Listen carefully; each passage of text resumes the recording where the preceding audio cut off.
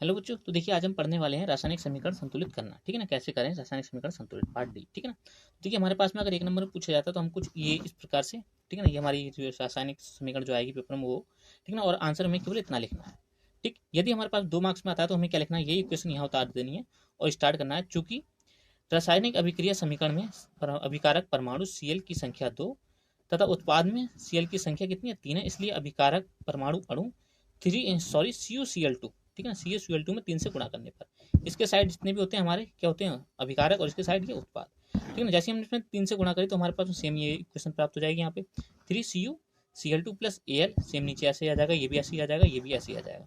ठीक है ना, देन हम दूसरे स्टेप में क्या करेंगे, चूंकि उत्पाद में परमाणु Cu की संख्या कितनी है, 3 है, जबकि अभिकारक में अणु की संख्या की समान है। यहाँ पे देखिए 3Cu, ये भी 3Cu समान है, अतः रासायनिक अभिक्रिया। ठीक है ना, तो ये कैसे उतार देंगे, सेम नीचे उतार देंगे, ऐसी की ऐसी सेम।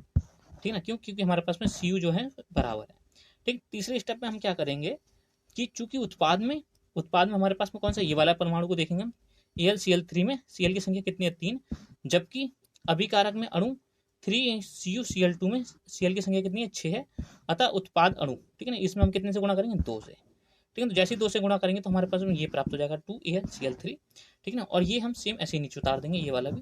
ठीक है ना, और ये भी सेम ऐसे ही नीचे। ठीक, चौथे स्टेप में हम क्या करेंगे, चूंकि रासायनिक अभिक्रिया में उत्पाद में अणु 2AlCl3 में परमाणु Al की संख्या कितनी है, 2, जबकि अभिकारक में Al की संख्या कितनी है, 1। ठीक है ना, यहाँ पे देखिए 1 है, यहाँ पे कितनी है, 2 है, अतः अभिकारक परमाणु Al में 2 से गुणा करने पर, ठीक है, तो जैसे हम इसमें 2 से गुणा करेंगे तो हमारे पास 2Al प्राप्त हो जाएगा। ये हम सेम नीचे उतार देंगे ऐसे ही सेम। ठीक है ना, ये भी हमारा सेम नीचे आ जाएगा और ये भी सेम ऐसे नीचे आ जाएगा।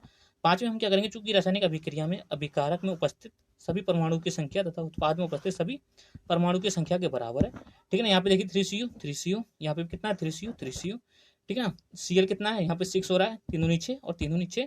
ठीक है ना, यहाँ पे देखिए 3 दूनी 6 ये वाला। ठीक है ना, इसके साथ में, ठीक, अब देखेंगे Al, तो हमारे पास 2Al।